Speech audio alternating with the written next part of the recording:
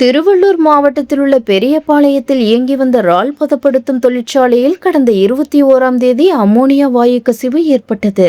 இதனால் அந்த தொழிற்சாலையில் பணிபுரிந்து வந்த வடமாநில தொழிலாளர்களுக்கு மூச்சு திணறல் ஏற்பட்டது.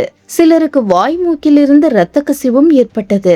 இதில் பாதிக்கப்பட்ட 70க்கும் மேற்பட்ட தொழிலாளர்கள் மருத்துவமனையில் அனுமதிக்கப்பட்டனர். இந்த விபத்தில் சிக்கிய சிலர் உடல்நலம் தேர்ச்சி பெற்று மீண்டும் அவர்களின் சொந்த ஊருக்கே அனுப்பப்பட்டனர். கடுமையாக பாதிக்கப்பட்ட பலருக்கு தீவிர சிகிச்சை அளிக்கப்பட்டு வருகிறது. இதற்கிடையில் சிகிச்சை பலனின்றி உயிரிழப்புகளும் தொடர்ந்து வருகிறது. தற்போது வரை இந்த விபத்தில் உயிரிழந்தவர்களின் எண்ணிக்கை 18ஆக உயர்ந்திருக்கிறது.